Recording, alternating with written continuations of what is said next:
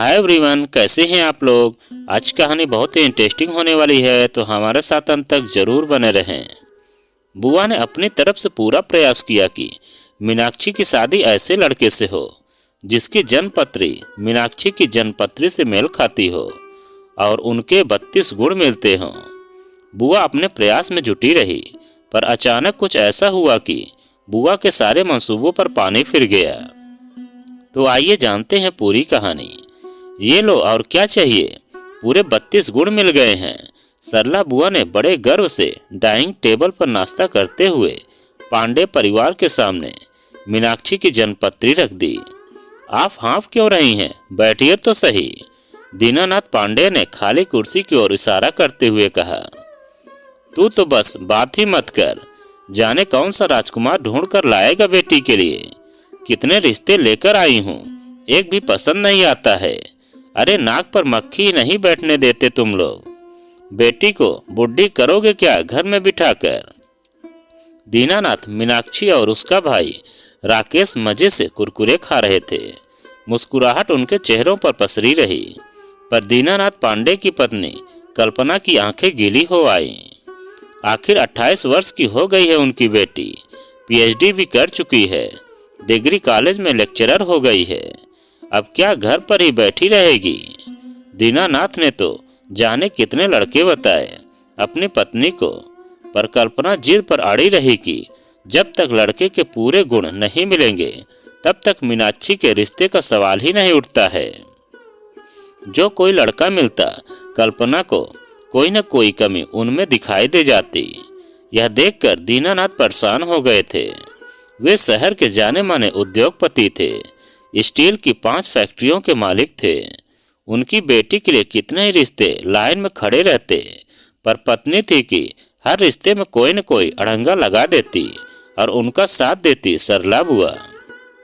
सरला बुआ 70 साल के ऊपर हो गई होंगी। दीनानाथ ने तो अपने बचपन से उन्हें यहीं देखा था। उनके पिता राजा राम पांडे की छोटी बहन है सरला बुआ। बचपन में ही बुआ का ब्याह हो गया था। ब्याह हुआ और 16 वर्ष की उम्र में ही वह विधवा हो गई थी। माता पिता तो पहले ही चल बसे थे, अतः अपने इकलौते भाई के पास ही वे अपना जीवन व्यतीत कर रही थी। घर में कोई कमी तो नहीं थी। अंग्रेजों के जमाने से 2-3 गाड़ियां, महल सी कोठी, नौकर चाकर, सब कुछ उनके पिता के पास था। फिर राजा राम इतने प्रबुद्ध निकले कि जोधपुर शहर के पहले आईएएस अफसर बने। उनके ही पुत्र दीनानाथ हैं। दीनानाथ की पत्नी कल्पना वैसे तो शिक्षित है, ग्रेजुएशन पास है, पर न जाने उनके और सरला बुआ के बीच क्या खिचड़ी पकती रहती है कि कल्पना की हंसी ही गायब हो गई है। उन्हें हर पल अपनी बेटी की ही चिंता सताती रहती है। दीनानाथ ने अपनी बुआ के साथ अपनी पत्नी को हमेशा खुसर फुसर करते ही पाया। सरला बुआ के मन में यह विश्वास पत्थर की लकीर सा बन गया है कि उनका वैधव्य उनकी जन्मपत्री न मिलने के कारण ही हुआ है। उनके पिता व भाई आर्य समाजी विचार के थे और कुंडली आदि मिलाने में उनका कोई विश्वास नहीं था।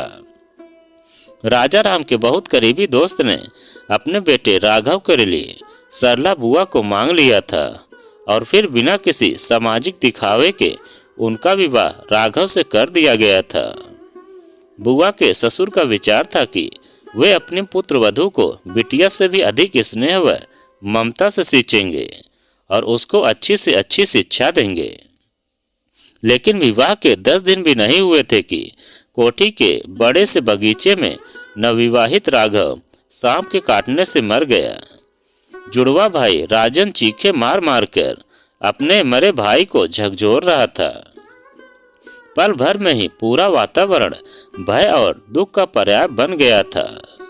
सरला बुआ ठीक से विवाह का मतलब भी कहाँ समझ पाई थी, तब तक कि वैधव्य की कालिमा ने उसे निगल लिया।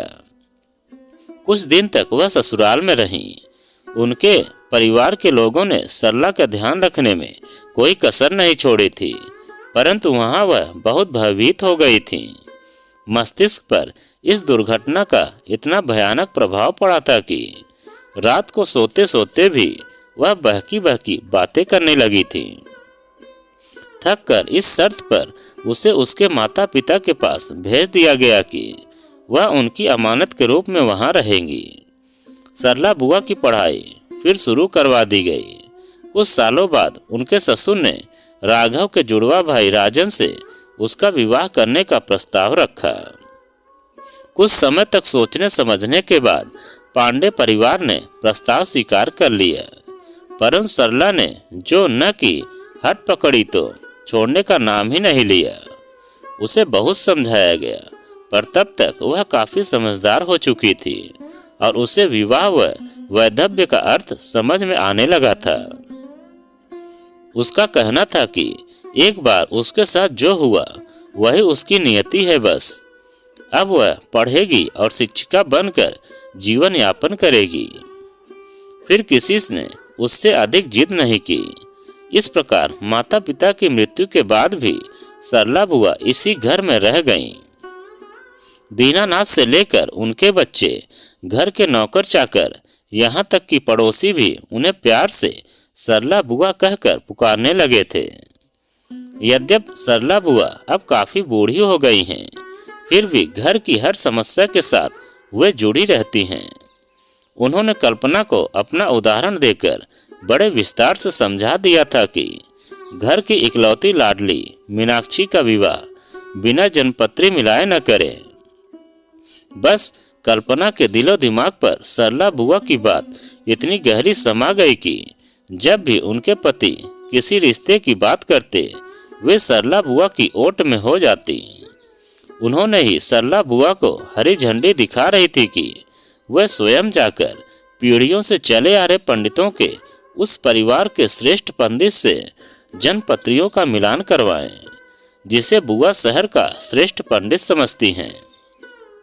वैसे कल्पना का विवाह भी तो बिना जनपत्री मिलाया हुआ था और वह बहुत सुखी थी, पर मीनाक्षी के मामले में सरला बुआ ने न जाने उन्हें क्या घुट्टी पिला दी थी कि बस आज सरला बुआ सुबह ही नहा धोकर ड्राइवर को साथ लेकर निकल गई थी।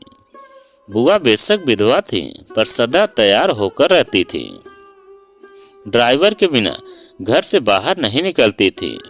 उनके पहनावे इतने थे कि जो उनके व्यक्तित्व में चार चांद लगा देते थे। कहीं भी बिना जनपत्री मिलाए विवाह की बात होती तो वे अपना मत प्रकट किए बिना नहीं रहती थी। घर के सदस्य बेशक सरला बुआ की इस बात से थोड़ा नाराज रहते, पर कोई भी उनका अपमान नहीं कर सकता था। सब मन ही मन हंसते बुदबुदाते रहते। आज फिर सरला बुआ मीनाक्षी की जनपत्री किसी से मिलवा कर लाई होंगी। सब ने मन ही मन सोचा। विशाल ने बुआ के सामने नाश्ते की प्लेट रख दी थी और टोस्टर में से टोस्ट निकालकर मक्खन लगा रहा था। तभी बुआ बोली, अरे विशाल, मैं किसके दांतों से खाऊंगी यह कड़क टोस्ट? ला मुझे बिना सिंह की ब्रेड और बटर उठा दे। और हाँ, मेरी दलिया कहाँ है? विशाल ने बुआ के सामने उनका नाश्ता लाकर रख दिया। आज बुआ कुछ अलग ही मूड में थी। क्यों कल्पना, तुम क्यों चुप हो और तुम्हारा चेहरा इतना फीका क्यों पड़ गया है? बुआ ने एक चम्मच दलिया मुंह में रखते हुए कल्पना की ओर रुख किया, पर कल्पना कुछ नहीं बोली। बस एक नजर बुआ पर डालकर मानो उनसे आंखें ही आंखों में कुछ कह डाला। देखो दीनानाथ, मैंने इस लड़के के परिवार को शाम की चाय पर बुला लिया है। उन्होंने अपने बैग से लड़के का फोटो निकालकर दीनानाथ की ओर बढ़ाया। पर बुआ, आप पहले मीनाक्षी से तो पूछ लीजिए कि वह शाम को घर पर रहेगी या भी नहीं। दीनानाथ ने धीरे से बुआ जी के सामने यह बात रख दी। और हाँ, यह भी बुआ जी की उसे यह लड़का पसंद भी है या नहीं। देखो दीनानाथ, आज 4 साल से लड़के की तलाश हो रही है, पर इसके लिए कोई अच्छे गुणों वाला लड़का ही नहीं मिलता। और ये बात तो तय है कि बिना कुंडली मिलाए न तो मैं राजी होंगी और न ही कल्पना। क्यों कल्पना? एक बार फिर बुआ ने कल्पना की ओर नजर घुमाई, पर कल्पना चुप थी। नाश्ता करके सब उठ गए और अपने अपने कमरों में जाने लगे। मैं जरा आराम कर लूं, थक गई हूँ। इतना बोलकर बुआ ने भी अपना बैग समेटा। कल्पना बाद में मेरे कमरे में आना। बुआ जी का यह आदेश कल्पना को था। तभी दीनानाथ ने पत्नी की ओर देखकर कहा, कल्पना तुम जरा कमरे में चलो, तुमसे कुछ जरूरी बात करनी है। कल्पना आंखें नीची करके बुआ की ओर देखती हुई पति के पीछे चल दी। बुआ को लगा कुछ तो गड़बड़ है। वातावरण की दबी दबी खामोशी और कल्पना की दबी दबी चुप्पी के पीछे मानो कोई गहरा राज छुपा था। वे सुबह से उठकर नित्य कर्म से निवृत्त होकर बाहर निकलने में ऐसी निढाल हो गई थी कि कुछ अधिक सोच विचार किए बिना उन्होंने अपने कमरे में जाकर स्वयं को पलंग पर डाल दिया। आज वैसे भी रविवार था, सब घर पर ही रहने वाले थे। थोड़ा आराम करके लंच पर बात करेंगी। शाम को आने का न्योता तो दे आई हूँ, पर मीनू को तय होगा ना। बुआ जी बड़ी चिंतित थी। सरला बुआ पूरे जोश में थी। उत्साह उनके भीतर पंख फड़फड़ा रहा था, पर थकान थी कि उम्र की हंसी उड़ाने लगी थी। पलंग पर पहुंचते ही न जाने कब उनकी आंख लग गई। जब वे सोकर उठी तो दोपहर के 4:30 बज गए थे। कितना समय हो गया, मुझे किसी ने उठाया भी नहीं। बुआ बड़बड़ाती हुई कपड़े संभालती हुई कमरे से बाहर निकली। अरे विशाल, लक्ष्मी कहाँ गए सबके सब? और आज खाने पर भी नहीं उठाया मुझे। बुआ नौकरों को पुकारती हुई रसोई घर की ओर चल दी। उन्हें विशाल दिखाई दिया। विशाल, मुझे खाने के लिए भी नहीं उठाया, और सब लोग कहाँ हैं? जी बुआ, आज किसी ने भी खाना नहीं खाया और सब बाहर गए हैं, विशाल का उत्तर था। बाहर गए हैं? मुझे बताया भी नहीं। बुआ अपने मन में ही बड़बड़ाने लगी। बुआ जी, मैं आपको खाना देता हूँ, आप बैठे। यह कहते हुए विशाल रसोई घर की ओर चला गया।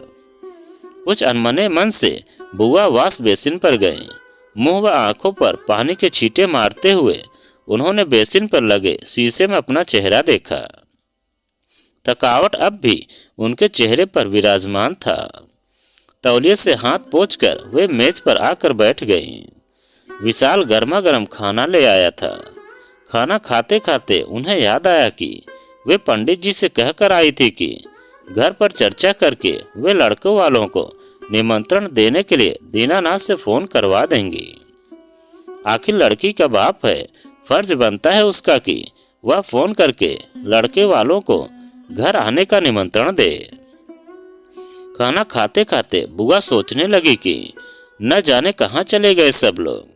अभी तो उन्हें सबके साथ बैठकर मेहमानों की आवभगत के लिए तैयारी करवानी थी। खाना खाकर दीनानाथ को फोन करूंगी, बुआ ने सोचा, और जल्दी जल्दी खाना खाकर जैसे ही कुर्सी से खड़ी हुई, उनकी नजर ने ड्राइंग रूम के मुख्य द्वार से परिवार के सारे सदस्यों को घर में प्रवेश करते हुए देखा। और यह क्या, मीनाक्षी ने दुल्हन का लिबास पहन रखा है। उन्हें आश्चर्य हुआ और वे उनकी ओर बढ़ गई। कल्पना के अलावा परिवार के सभी सदस्यों के चेहरे पर हंसी थी और आंखों में चमक। लो, बुआ जी भी आ गई। दीनानाथ ने एक लंबे गोरे चिट्टे सुदर्शन व्यक्तित्व के लड़के को बुआ जी के सामने खड़ा कर दिया। इस मीनाक्षी की ग्रैंडमदर हैं, दीनानाथ ने कहा तो युवक ने आगे बढ़कर बुआ के चरण स्पर्श कर लिए। सरला बुआ हकबका सी गई थी। बुआ जी, यह डेविड है। आज होटल ग्रैंड पैलेस में इसकी मीनाक्षी से शादी है। चलिए, सबको वहां पहुंचना है। पर वो जन्मपत्री, बुआ जी हकबका कर बोली। फिर कल्पना पर नजर डाली। उसका चेहरा उतरा हुआ था। अरे बुआ जी, जन्मपत्री तो इनके ऊपर वाले ने मिलाकर भेजी है। चिंता मत करिए, चलिए जल्दी तैयार हो जाइए। डेविड के माता पिता भी होटल में ठहरे हैं, उनसे भी मिलना है। फिर वे लोग ऑस्ट्रेलिया वापस लौट जाएंगे। दीनानाथ बड़े उत्साहित थे। फिर बोले, देखिएगा किस धूमधाम से भारतीय रिवाज के अनुसार शादी होगी। बुआ जी आश्चर्यचकित सी खड़ी रह गई थी। उनकी नजर में मीनाक्षी की जन्मपत्री के टुकड़े हवा में तैर रहे थे और फिर वो लोग जल्दी से तैयार होकर होटल पहुंचे और पूरे रीति रिवाजों के साथ मीनाक्षी की शादी कराई गई। फिर वह अपने पति डेविड के साथ ऑस्ट्रेलिया चली गई। तो दोस्तों, यह कहानी आपको कैसी लगी कमेंट में लिखकर हमें ज़रूर बताएं। और आप अगर हमारे चैनल पर नए हैं तो प्लीज़ चैनल को सब्सक्राइब करें और वीडियो को लाइक ज़रूर करें और एक प्यारा सा कमेंट हमें ज़रूर करें।